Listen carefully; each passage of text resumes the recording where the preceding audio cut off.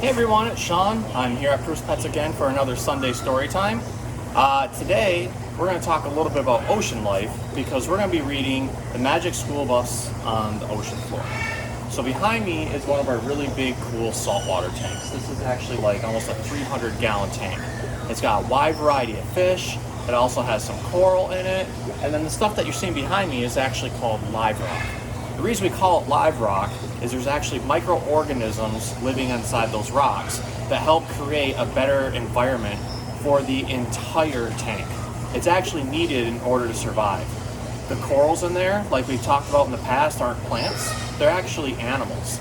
They have a symbiotic relationship with all kinds of things in their system to help provide both food and shelter for the fish in there. When we look at the fish that are in a saltwater tank, all those fish serve a different purpose. Some like to feed on things that are on the bottom of the floor. Some like to feed on things that are in between the rocks or even eating off the rocks. And then other ones eat things like smaller fish, or they eat plankton, they eat shrimp. There's all kinds of cool things inside this tank. It's basically one gigantic ecosystem.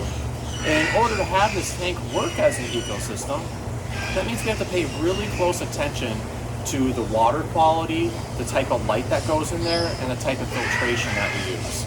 In order to have something like this function takes a lot of detail.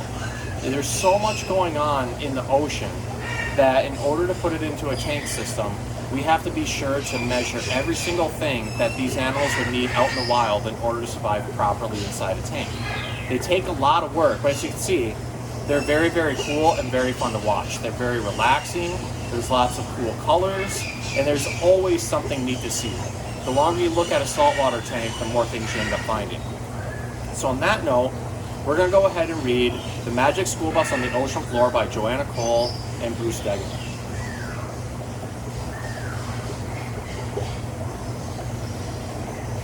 Alright, the ocean animals and plants are labeled only at their first appearance within the story. So, we'll hold up the pictures and you'll be able to see the different stuff that's going on in there.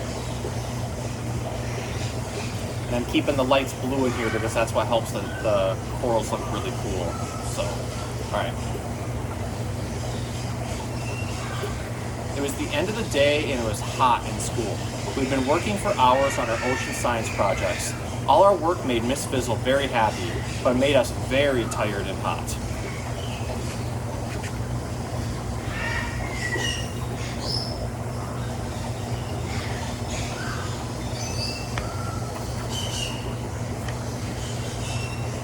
We were putting the finishing touches on a display about how ocean animals swim when someone said, "I wish we could go swimming."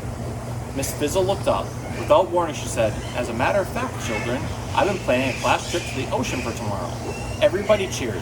Sometimes having a weird teacher isn't so bad.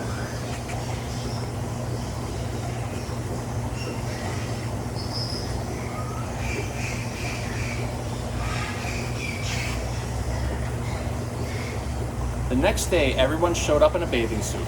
We boarded the school bus and Frizzle started the engine. We were ready for a day of fun in the sun. When we finally came to the beach, we wanted to jump off the bus. But guess what? Miss Frizzle didn't stop.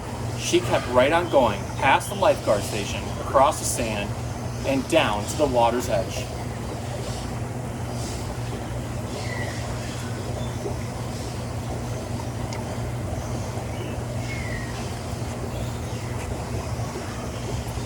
"We are now in the intertidal zone," said Miss Frizzle. "That is the part of shore that is covered with water at high tide and uncovered at low tide. Out the windows we saw tide pools, puddles of water left on shore when the tide goes out. We were hoping that Frizz would let us out, but no such luck. She kept driving full speed ahead."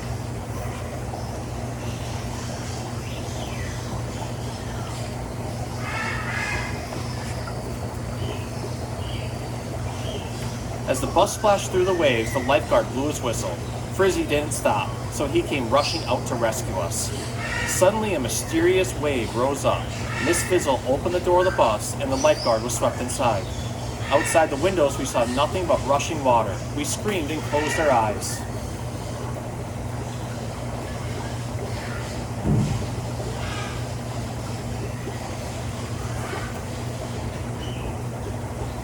When we finally opened our eyes, everything was quiet. We were under the ocean, and there had been a few small changes.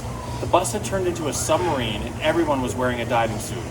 We should have known. We were on another one of Miss Frizzle's crazy class trips. Right away, Miss Frizzle started talking about the ocean.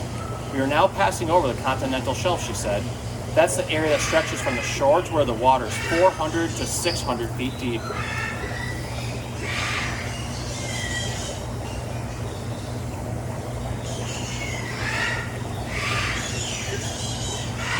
Miss Frizzle decided this was a good moment for us to get out of the bus. Thank goodness we had our air tanks. All around us were fish, fish, and more fish. Many kinds of fish swim in large groups called schools, said Miss Frizzle. Down below on the muddy bottom, lobsters were catching crabs, starfish used their arms to pry open clamshells, and jellyfish floated past, catching small fish with their stinging tentacles. The ocean was teeming with life.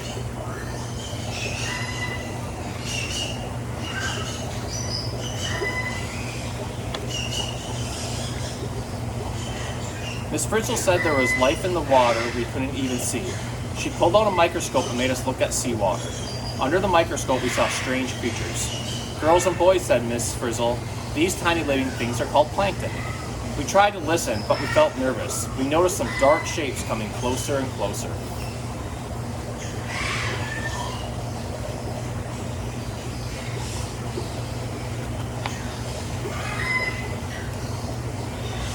Oh no, the shapes were tiger sharks. Miss Frizzle told us not to worry. She said most sharks will not eat people. The number of people killed by sharks every year is very, very small, said Miss Frizzle. We panicked anyway. Then an enormous whale shark slid by. Whale sharks never hurt people. They eat nothing but plankton, said Miss Frizzle. The giant shark swam down, and when we went along, we were leaving the continental shelf, following a steep cliff called the continental slope. We were on our way to the deep ocean floor.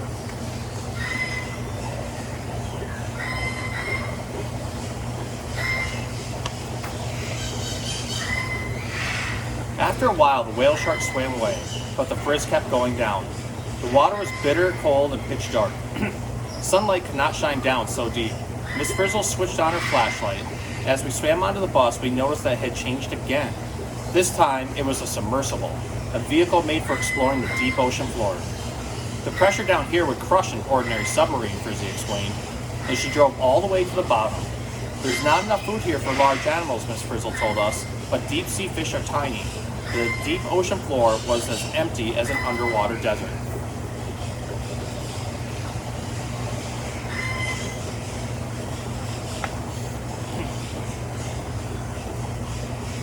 Then up ahead, we saw a spot that was full of life. It looked like an undersea garden with all kinds of strange animals in it. This is a hot water vent, class, said the Frizz. A vent is an opening in the ocean floor. Flowing from the vent is super hot water mixed with hydrogen sulfide gas. Miss Frizzle said there were other vents on the ocean floor. Unfortunately, we don't have time to visit them, she added. Then she pulled up a lever on the dashboard and the bus zoomed toward the surface.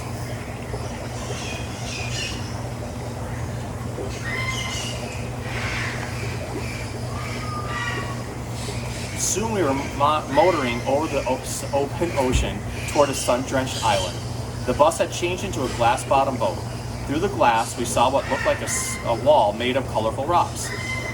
Miss Frizzle said it was a coral reef, made of tiny animals called coral polyps. We dove overboard and began to explore it. The reef was made up of many different kinds of corals. Some looked like trees with branches, others looked like fans or fingers. Some even looked like human brains.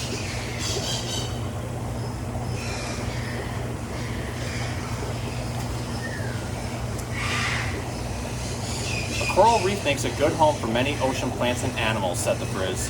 We saw crabs and lobsters, huge eels and octopuses, slimy sea slugs, and spiny sea urchins, and the most colorful fish in the world. Too soon, Miss Frizzle said it was time to go. No one wanted to be left behind, so we all climbed aboard. Frizzy stepped on the gas, and the bus chugged away from the coral reef.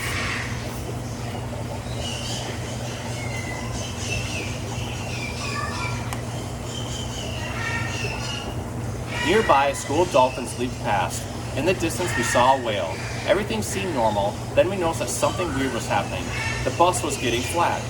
As usual, Miss Frizzle was the only one who stayed calm. She drove us to an ocean current, and we were swept along the fast-moving water for thousands of miles. After a while, we saw our beach again.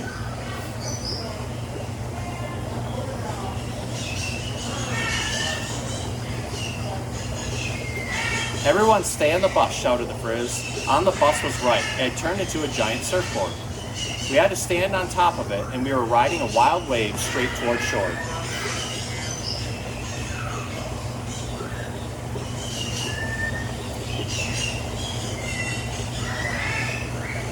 Oh no, it was a giant wipeout. The whole class went under. The next thing we knew, we were washing up on the sand. Our diving suits were gone, and the bus was its old self again. There it was, sitting in the parking lot as if nothing had happened. We thanked Lenny for everything and hit the road.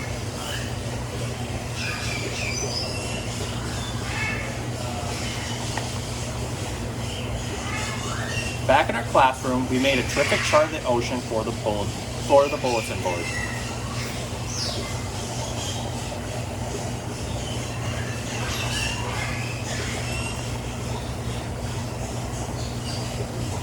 By then, we were definitely ready to go home. Thank goodness it was Friday. After that class trip, we really needed a weekend off.